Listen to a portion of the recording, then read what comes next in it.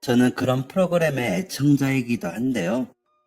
프로그램을 보다 보니 제 가정사도 만만치 않게 특별하다는 것을 느끼게 되어 이렇게 사연을 보내봅니다. 현재 저는 꽤 괜찮은 직장을 다니고 있고 누군가를 만났을 때 떳떳하게 명함을 내밀 수 있는 정도의 직업을 갖게 되었지만 사실 고등학교 2학년 중반까지만 해도 저는 못 말리는 문제아였습니다.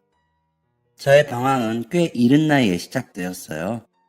제 기억이 맞다면 초등학교 2학년 때 어머니가 집을 나가면서부터 시작되었던 것 같네요. 어머니가 집을 나간 날 저는 어떤 이상한 점도 찾지 못했습니다. 어머니는 평소처럼 저에게 별 관심 없으셨고 하루 종일 누군가와 통화하기 바쁘셨죠. 평소와 다름없이 저녁으로는 냉장고에 조금 남은 반찬들과 냉동된 밥을 돌려 먹었고 옆집 친구네서 한참을 놀다 집에 돌아오니 어머니가 계시지 않았습니다. 어머니는 이따금씩 밤마다 마시러 나가곤 하셨기 때문에 저는 어머니를 찾으려고 노력하지 않았어요. 그냥 조용히 방에 들어가서 잠을 청했죠. 하지만 그 다음날 왜인지 저녁 시간이 되기 전에 들어온 아버지는 저를 앉혀두고는 이제 엄마랑 같이 안 살 거다 라는 이야기를 하셨습니다. 별 감흥 없이 아버지의 말에 고개를 끄덕인 저는 여느 때와 다름없이 학교를 가고 집에 와서 밥을 먹는 하루하루를 보냈습니다.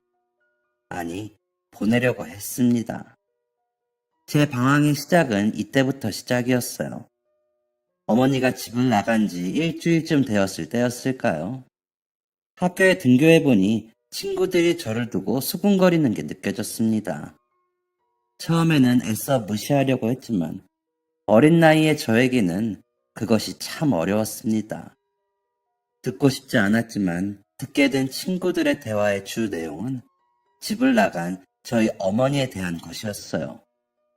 친구들은 저희 어머니가 집을 나간 이유에 대해서 여러 가지 가정을 세우고 있었습니다. 저나 친구들이나 고작 9살 배기 꼬맹이였기 때문에 친구들이 뱉은 말들은 아마 친구들의 집에서부터 비롯된 것이었겠죠. 저희 동네는 꽤 작은 크기였거든요. 저희 어머니가 집을 나가셨다는 것과 제가 알지 못하는 어른들의 사정을 친구들의 어머니 아버지들은 다 알고 있었을 것입니다. 친구들은 자신들이 하는 이야기가 저에게 들리는지 안 들리는지 개의치 않고 이런저런 이야기를 했어요. 쟤네 엄마 큰 잘못을 저질러서 경찰 아저씨가 잡아간 거래. 지금쯤 교도소에서 콩밥 먹고 있을 거라던데? 아니야, 내가 들었는데 아파서 죽은 거랬어. 야, 아니야. 쟤네 엄마 다른 아저씨랑 살라고 몰래 도망간 거래. 어린 나이에 저는 이런 이야기를 온전히 이해할 수 없었습니다. 아마 이 말을 뱉은 친구들도 마찬가지였겠죠. 하지만 이해하지 못했다고 상처를 받지 않았던 것은 아니었습니다. 저는 어느새 아이들 사이에서 외톨이가 되었고 세상 모든 것에 불신을 가지게 되었어요. 세상 돌아가는 이치를 조금 깨우친 후에는 아버지에게 어떤 문제가 있어서 어머니가 집을 나간 건 아니었다는 사실을 알게 되었습니다. 어머니는 바람이 나서 집을 나간 게 맞았어요. 아버지는 어머니에게 통보식으로 이혼을 요구받으셨고 이미 집까지 나간 어머니를 붙잡을 수는 없다고 하셨죠. 아무튼 작은 동네에서 엄마의 외도라는 꼬리표를 달게 된 저는 딸은 엄마 팔자를 담는다더라 라는 편견까지 얻으며 성장해갔습니다. 하지만 저는 결코 주눅들지 않았어요. 오히려 저를 따돌리는 친구들과 저를 무시하던 동네 어른들에게 더 강하게 대했죠.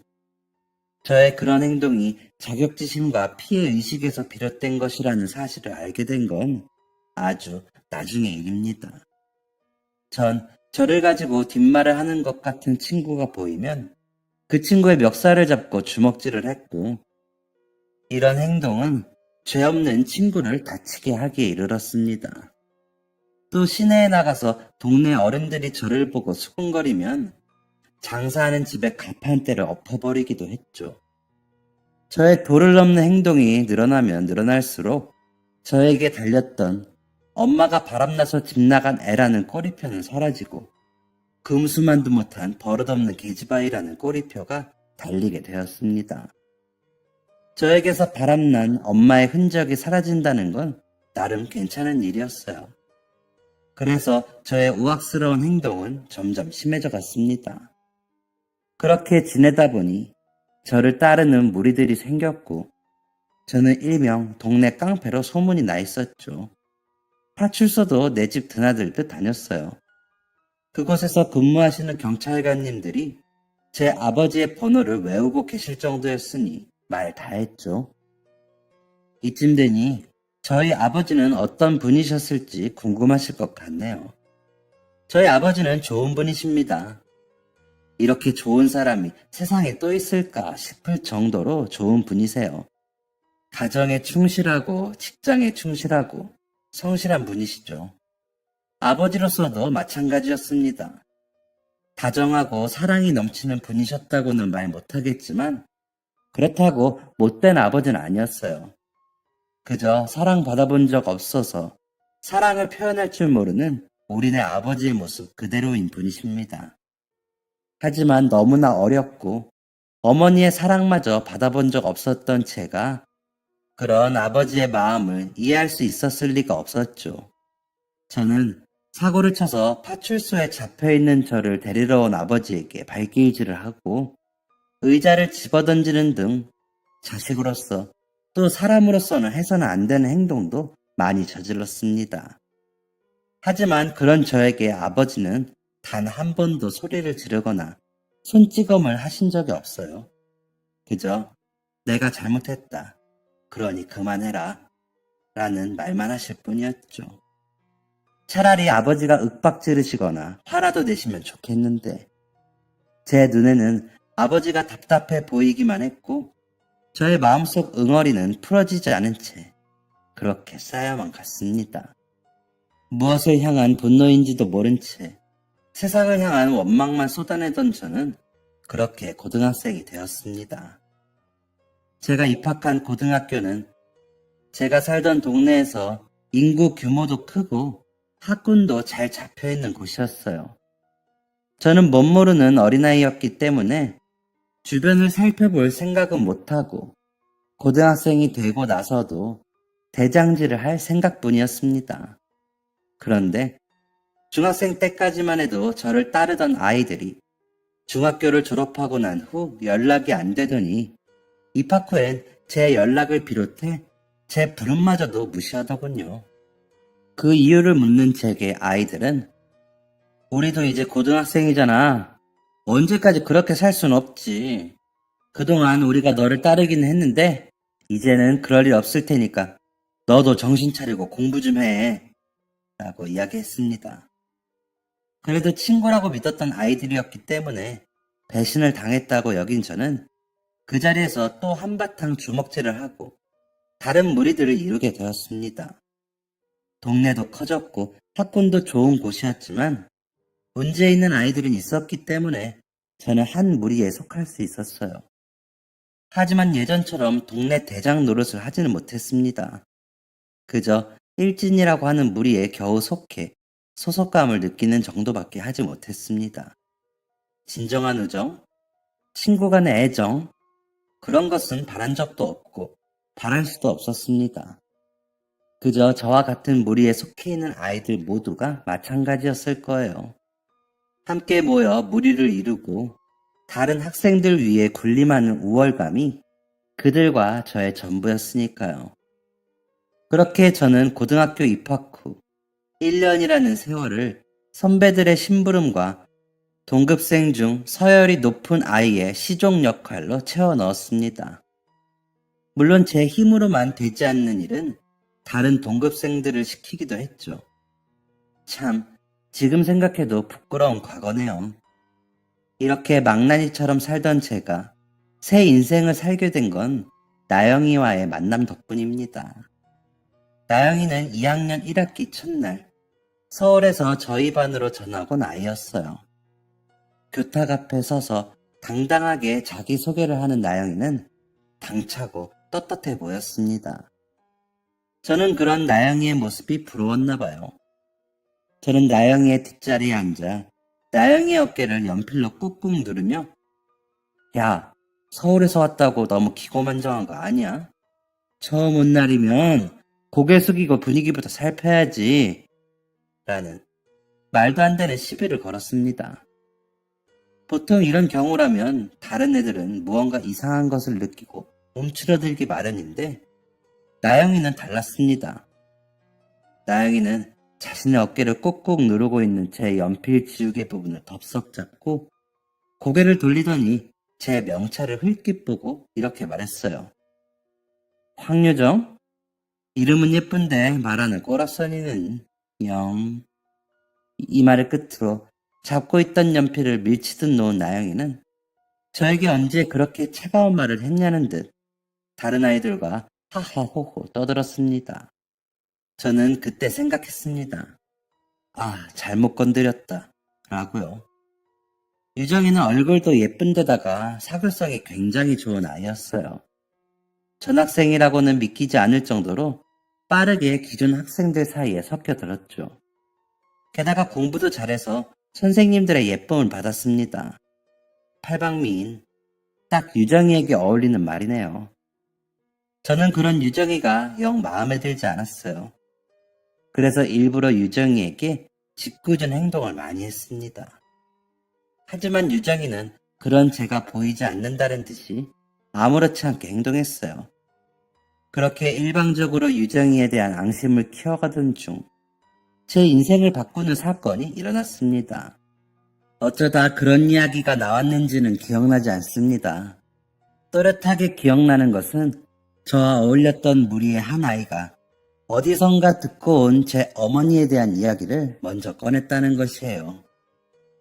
야, 니네 엄마 바람나서 집 나갔다며?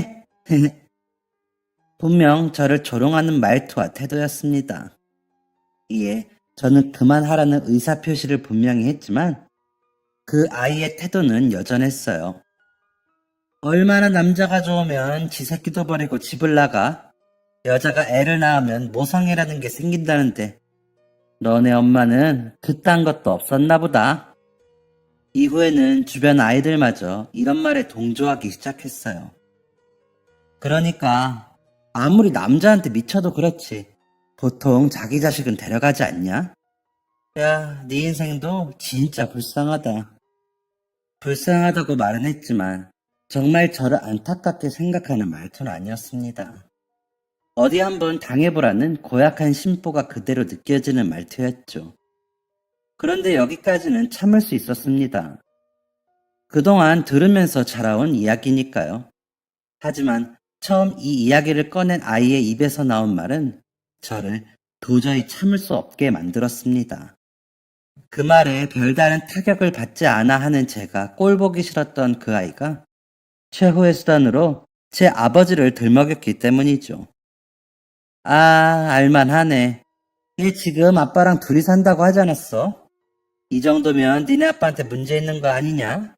아내 패는 남편, 자식 패는 아빠. 뭐 그런 막장 가족들 있잖아? 아, 아니지. 돈을 못 벌었었나? 그래서 못 견디고 집 나간 거 아니야?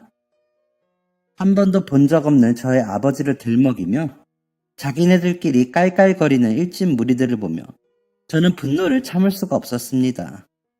그렇게 의자를 박차고 일어나려는 순간 제 뒤에서 앙칼진 유정이의 목소리가 들렸어요. 이 미친년들이!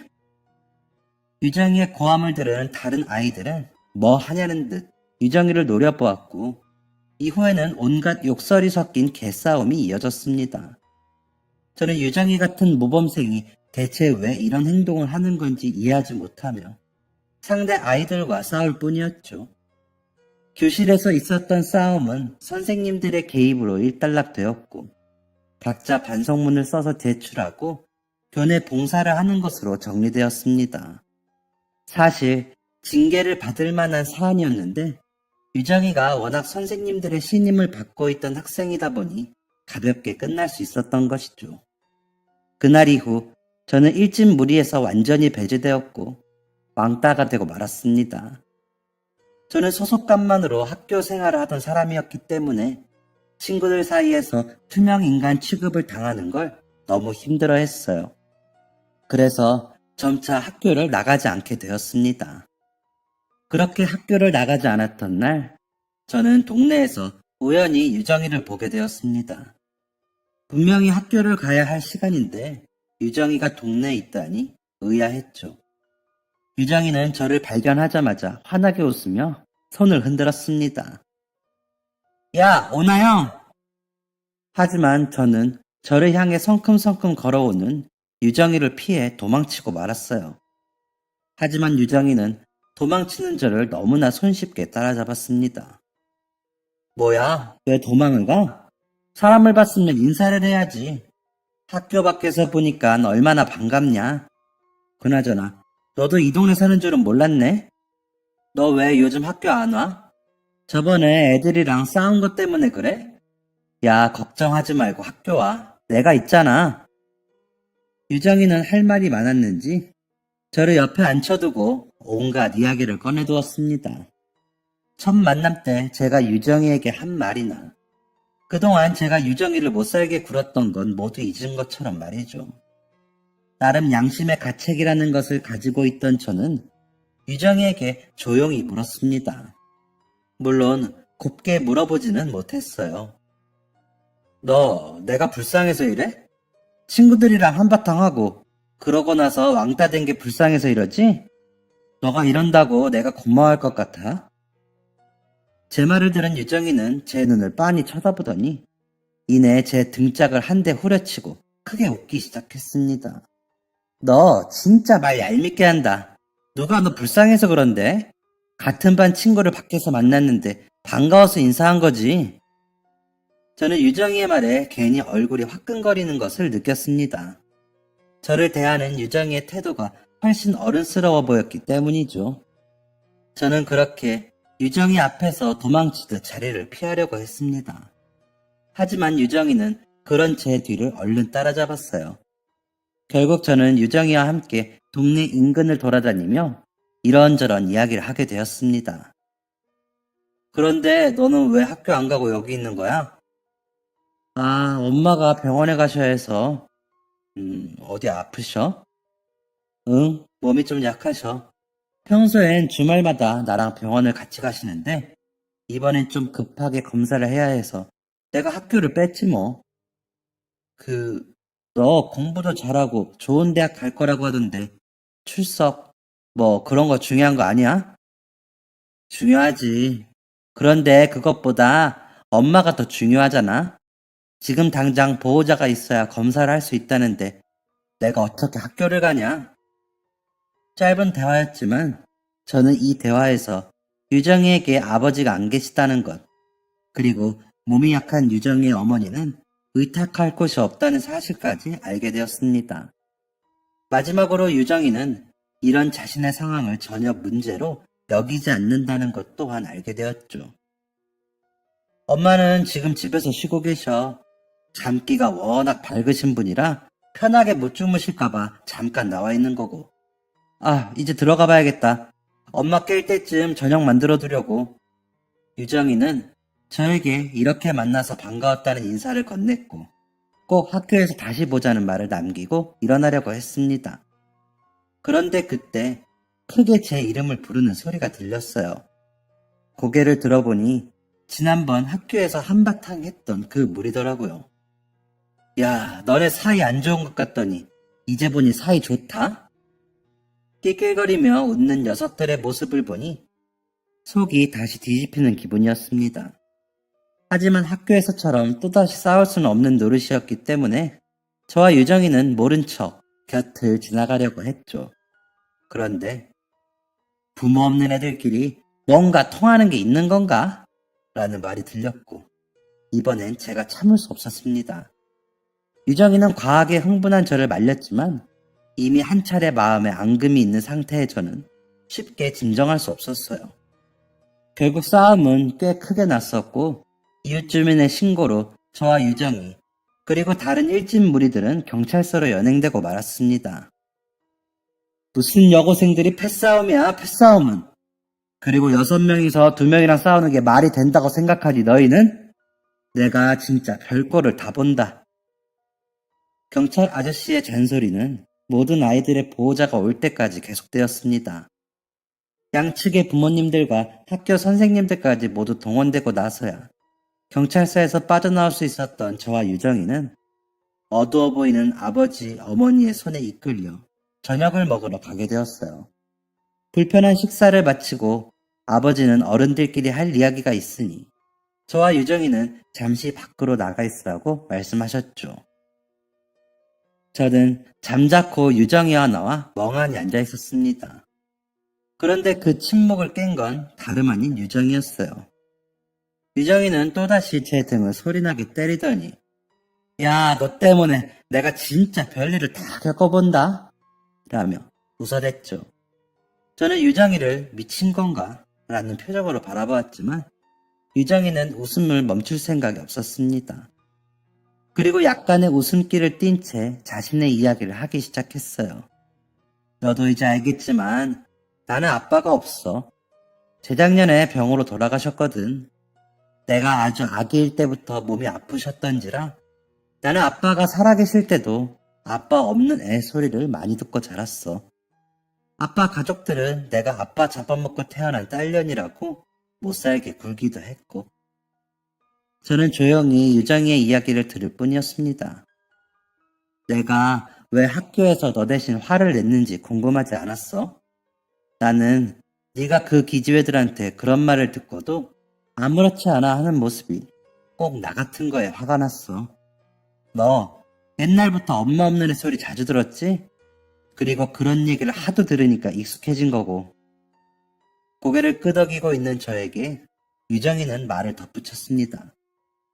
그거 너무 참지 마. 참고로 이건 우리 엄마가 해준 말이다. 그런 말 듣고 상처받을 바에야 주먹 다짐이라도 하라는 거지.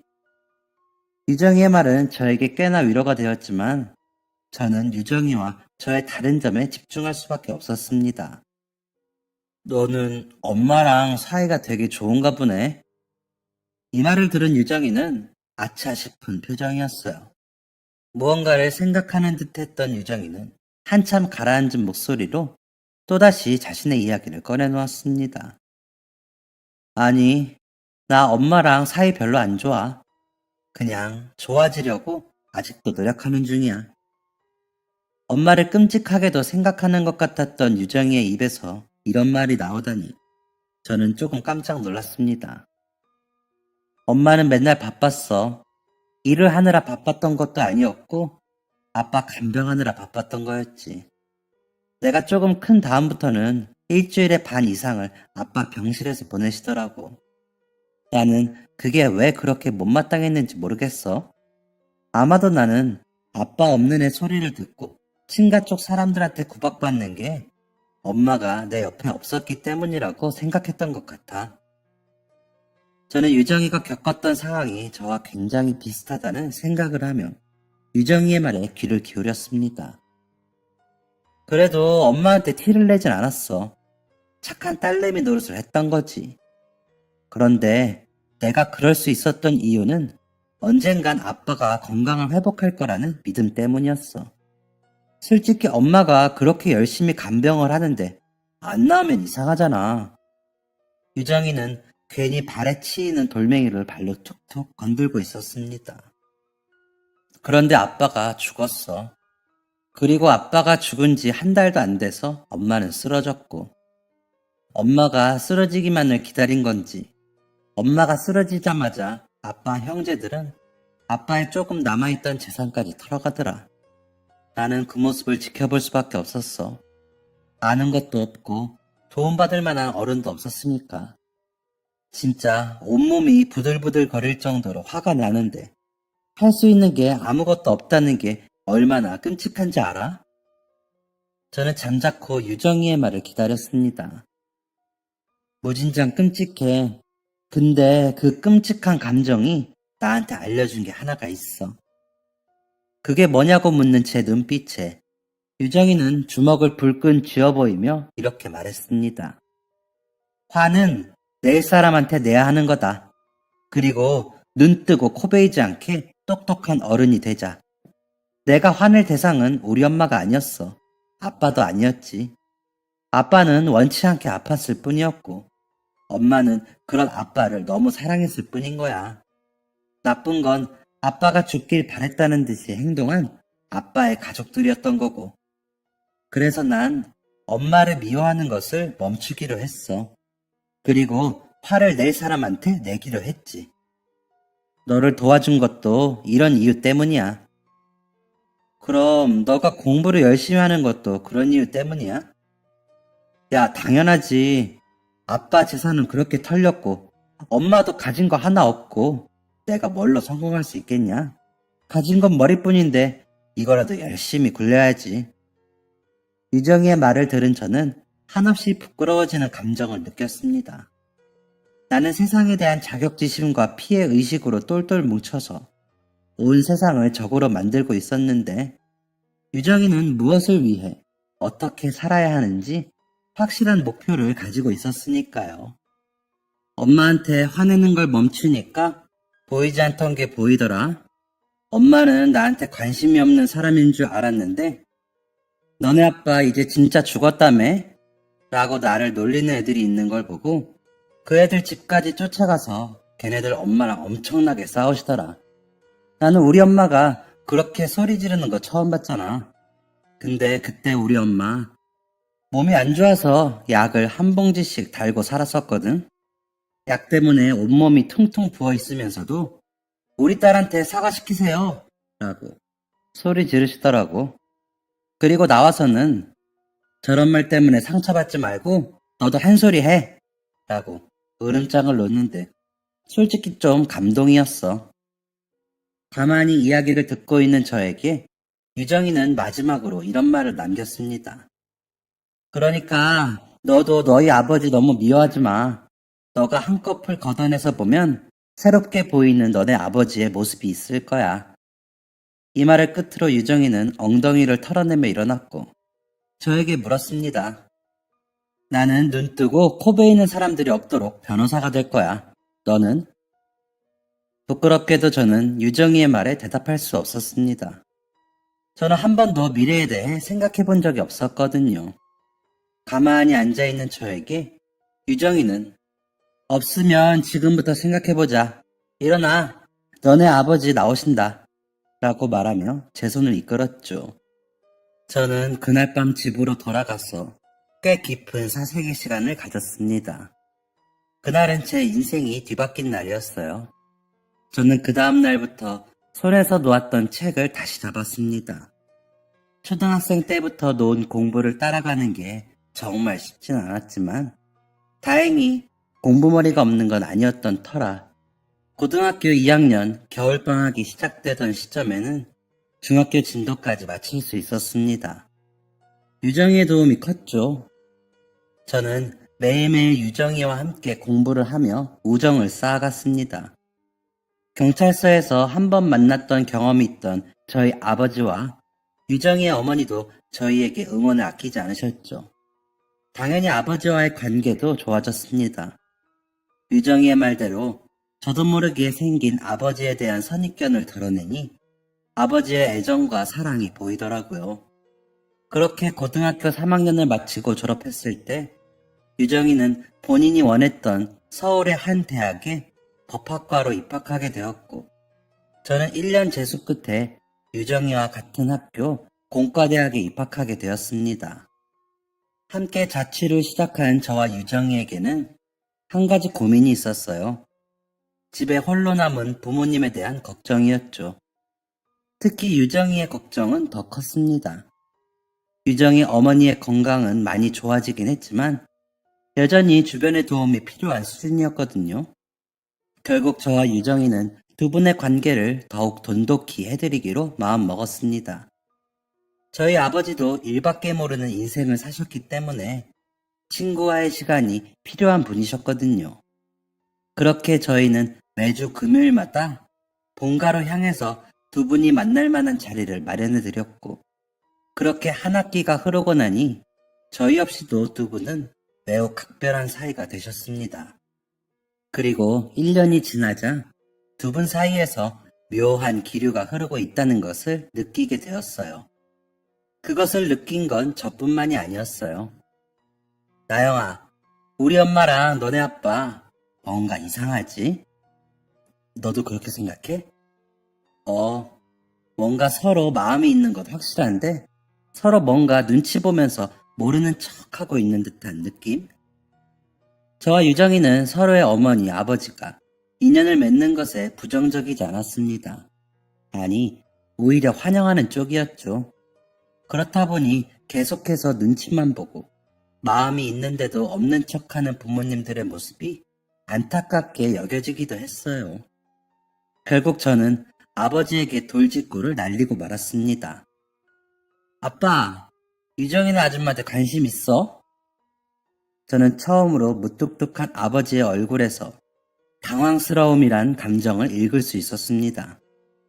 저는 허둥지둥하며 어쩔 줄 몰라 하는 아버지에게 뭐야, 진짜 뭐 있나 보네? 뭐야, 진짜 관심 있어? 이거 아줌마도 아셔? 라고 물었죠.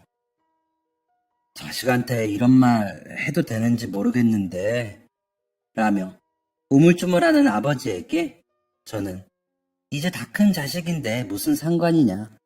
나는 아줌마랑 아빠랑 잘 되는 거 완전 환영이다라고 대답했고 아버지로부터 유정이네 어머니에게 관심이 있다는 확답을 들을 수 있었습니다.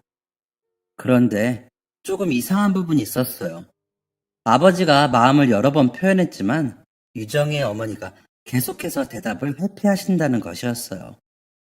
게다가 그러고 나서 다음 날이 되면 아무 일 없었던 양 행동하신다고 했죠.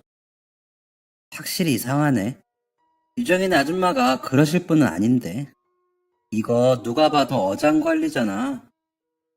어장관리? 요즘 애들이 쓰는 그런 말 있어요. 저는 이 사실을 유정이에게 알렸고 유정이도 이상하다는 듯한 반응을 하며 자신의 어머니와 이야기해보겠다고 알렸죠. 그러고 나서 며칠 후 저는 아주머니의 이상했던 행동의 이유를 찾을 수 있었습니다. 아주머니랑 대화해봤어? 얘기해봤는데 우리 엄마도 아저씨한테 관심 있는 건 맞더라고. 야, 잘 됐네.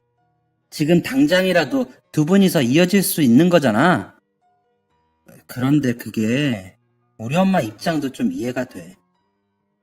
유정이가 이야기해준 아주머니 입장은 가슴 아프면서도 수긍이 가는 내용이었습니다. 우리 엄마가 몸이 좀 안 좋으신 거 알지?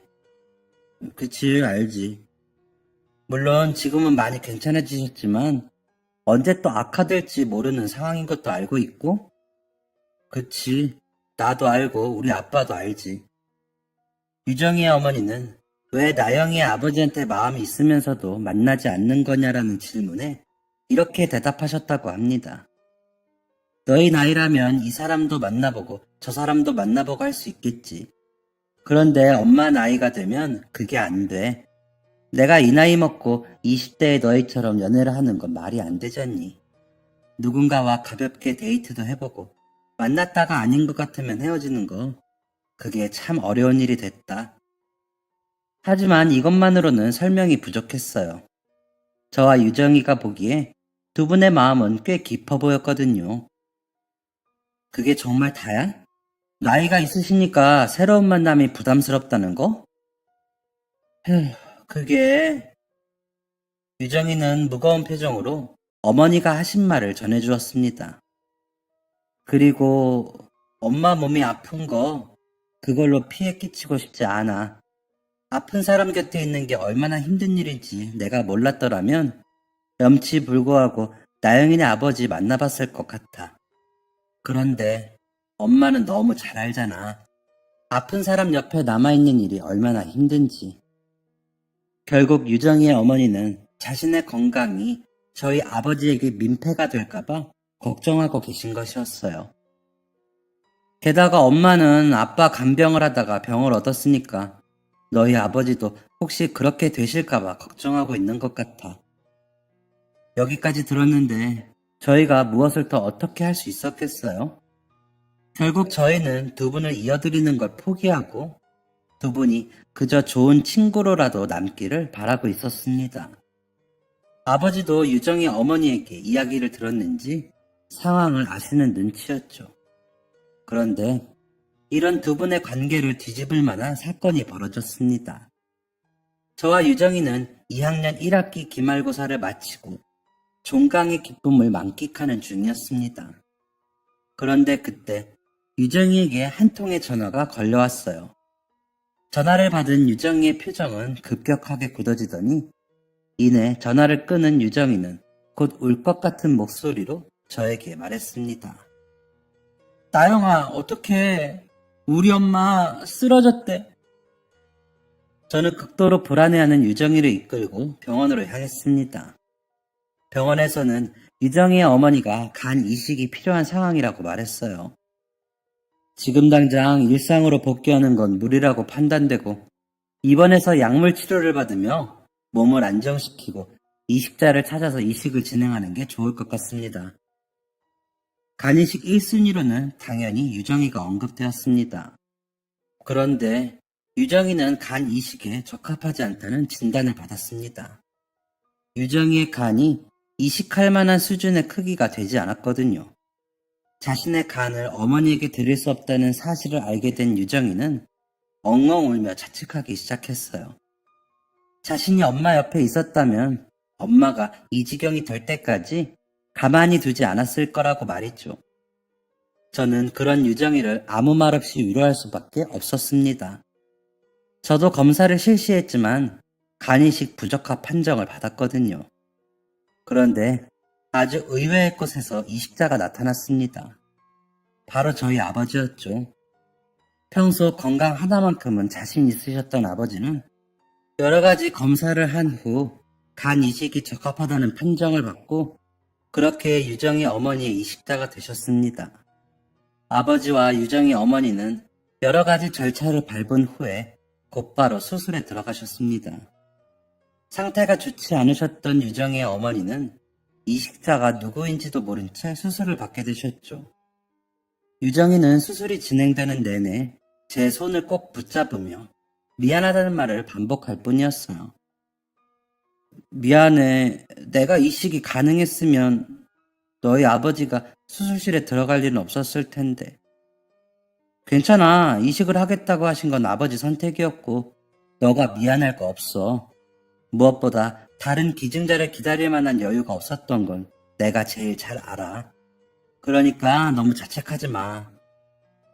이런 말을 하면서도 제 마음 한구석엔 불안한 마음이 남아있었습니다. 완벽하게 안전한 수술이 세상에 존재할 리는 없으니까요. 혹시라도 우리 아버지가 잘못되면 어떻게 하지? 유정이의 어머니한테 간이 잘 안 맞으면 어떻게 하지? 라는 걱정스러움이 온몸을 감싸고 있었습니다. 엇겁과 같은 시간이 흐른 뒤 수술실 문이 열렸고 수술을 마친 의사와 마취에서 깨지 못한 두 분이 실려 나오셨습니다. 의사는 간이식은 성공적으로 이루어졌고 이후 경과를 지켜보아야 한다는 말을 전하고 자리를 떠났죠. 저와 유정이는 다리에 힘이 턱 풀리는 것을 느끼며 병실을 지키고 있었습니다. 먼저 정신을 차린 건 유정이의 어머니셨어요. 유정이의 어머니는 간 이식이 잘 되었다는 이야기를 듣고 안도함과 동시에 자신에게 간 이식을 해준 사람이 누구인지 궁금해하셨습니다. 그런 어머니에게 유정이는 조심스럽게 간 이식을 해준 사람의 정체를 밝혔어요. 이야기를 들은 유정이의 어머니는 놀라움과 미안함을 감추지 못하셨습니다. 뭐? 그 사람이 나한테 간 이식을 해줬다고? 나는 간이 너무 작아서 이식할 수 있는 수준이 안 된대. 그 소식을 들은 나영이 아버지가 선뜻 나서서 간 이식 적합 검사를 해주신 거야. 그리고 일치 판정이 나오자 주저하지도 않고 수술대에 오르셨고. 이 이야기를 들은 유정이의 어머니는 눈물을 뚝뚝 흘리며 말씀하셨습니다. 아니, 내가 뭐라고 간이식을 해. 이게 얼마나 위험한 수술인데. 아버지도 마취해서 깨어나셨고, 저희 아버지와 유정이의 어머니는 몸을 회복하는 데 집중하셨습니다. 수술이 성공적으로 끝났다는 의사의 진단이 내려진 후, 저와 유정이는 두 분이 깊은 대화를 할 수 있는 시간을 마련해 드리려고 했습니다. 하지만 아버지는 내 호의가 무기가 돼서 향미 씨를 올가맬까봐 걱정이다. 사실 나는 내가 기증했다는 사실도 알리고 싶지 않았어. 라며 만남을 거절하셨습니다. 아버지는 유정이의 어머니가 간 기증 사실에 부담을 느낄까봐 걱정하고 계신 것이었어요. 아버지의 생각은 꽤나 완강했고, 저와 유정이는 아주머니가 만남을 간절히 바라고 있다는 사실까지 알리고 나서야 두 분의 만남을 성사시킬 수 있었습니다. 병원 로비에 있는 카페에서 만난 두 분은 꽤 오랜 시간 동안 대화를 나누셨어요. 저와 유정이는 007 작전을 방불케 하는 행동력으로 무사히 부모님들의 건너편 자리를 차지할 수 있었습니다. 잘 지냈냐는 안부 인사로 대화를 시작한 두 분은 꽤나 어색해 보였습니다. 저를 병원으로 데리고 와주신 것도 선생님이라는 소식 들었어요. 감사합니다. 아니 제가 가까이 있었으니 당연한 일을 한 거죠. 한참을 머뭇거리던 유정이의 어머니는 먼저 이식에 대한 말을 꺼내셨어요. 간이식도 결심하기 쉽지 않으셨을 텐데 선뜻 나서주셔서 감사해요. 여기 간호사분들한테 들어보니까 수술 5분 전에 이식 못하겠다고 뛰쳐나가는 사람들도 많다고 하더라고요. 가족도 아니고 제가 뭐라고 이렇게까지 해주셨는지 정말 감사합니다. 진심으로 고개를 숙여 감사 인사를 하시는 유정이 어머니의 모습에 아버지는 부끄러운 듯한 표정을 지으며 저만 용기를 낸 것도 아닙니다. 제일 먼저 나선 건 유정이었어요. 라고 대답하셨죠. 저는 저런 아버지의 모습을 보며 유정이에게 아니 저 상황에서 저런 말밖에 못해? 지금 저러의 찬스인데 왜 기회를 안 잡냐고 라고 속삭이며 조용히 소리치고 있었습니다. 그런데 유정이는 그런 제 입을 틀어막더니 조용히 하라는 제스처를 취했어요. 그러고는 아버지가 이어서 말하는 거에 집중하라는 포즈를 취했죠. 사실 수술하고 나서 향미 씨 얼굴을 볼 생각이 없었습니다. 아이들한테도 제가 이식했다는 사실을 알리지 말아달라고 부탁하려고 했는데 아이들이 한 발 빨랐네요. 아니 대체 왜? 제가 알아야 은혜를 갚죠. 무엇보다 어차피 저랑 계속 얼굴 보고 지내실 거 아닌가요? 나중에 어떻게든 알게 됐을 텐데 왜 그런 결정을? 아주머니 대답에 아버지는 아무 말이 없으셨습니다. 아마 간 이식을 한 후에 영영 아주머니의 얼굴을 안 볼 생각이셨기 때문이겠죠. 선생님, 설마. 네, 이대로 더 이상 뵙지 않을 생각이었습니다. 아니 대체 무엇 때문에요? 속상해하는 아주머니를 두고 아버지는 차를 한 모금 마시더니 이렇게 말씀하셨어요. 제가 향미 씨를 마음에 품고 있다는 사실은 잘 알고 계실 거라고 생각합니다.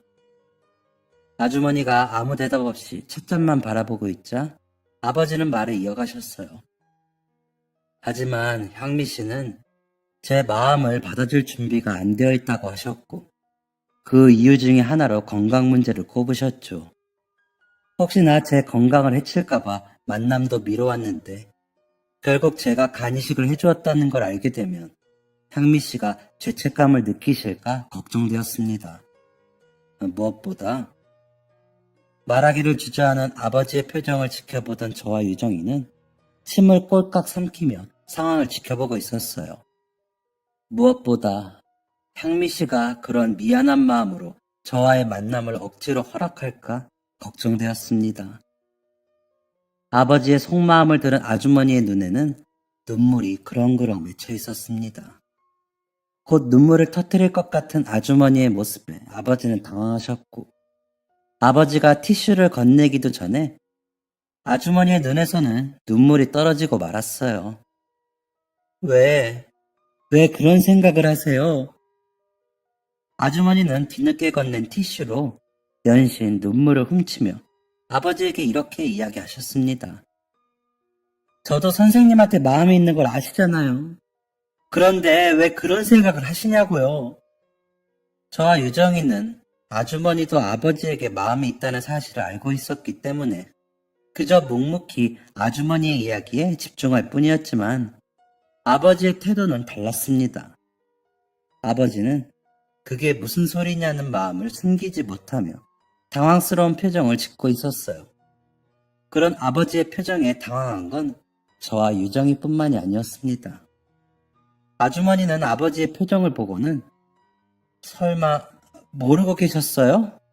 라고 물으셨고, 질문에 고개를 끄덕이는 아버지를 보며 뒤로 넘어가실 지경이었습니다. 아주머니가 아주머니의 사정을 알고 계시는 것 같다는 제 짐작은 완전히 잘못된 것이었죠. 아버지는 아주머니가 자신에게 이성적인 관심도 없을 뿐더러 건강 문제로 누군가를 만날 수도 없다고 말씀하셨으니 관계의 진전을 위해 다른 노력을 하지 못하셨던 것이었어요. 그럼 그동안 저를 대체 어떤 여자로 생각하신 거예요?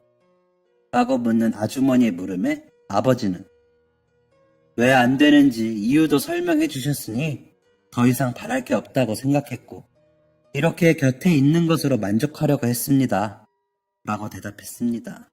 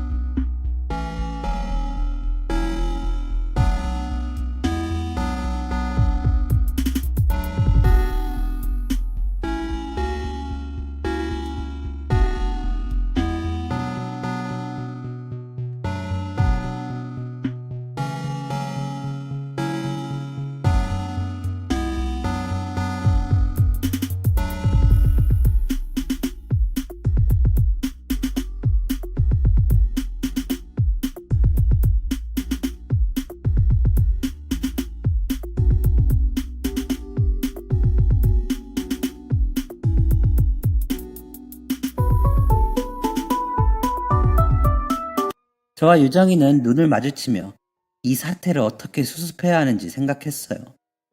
하지만 두 분 사이에서 저희의 도움은 필요하지 않았습니다. 그럼 향미 씨는 저에게 마음이 있으신 거네요? 아버지의 질문에 아주머니는 수줍게 고개를 끄덕였습니다. 혹시 저희가 만나게 된다면 제가 향미 씨에게 간이식을 하는 게 계기가 되는 건 아닌 거죠? 아주머니는 또다시 고개를 끄덕이며 이렇게 말씀하셨어요. 저는 저 때문에 선생님의 건강마저 안 좋아질까봐 그게 너무 두려웠어요. 그래서 만남을 피해왔던 건데 이렇게까지 저를 위해주시고 아껴주시는 분과 만남을 미루기만 하면 서로가 너무나 불행할 것 같아요. 그래서 선생님만 괜찮으시다면 아주머니의 마지막 말을 완성하는 건 아버지 몫이었습니다. 만납시다.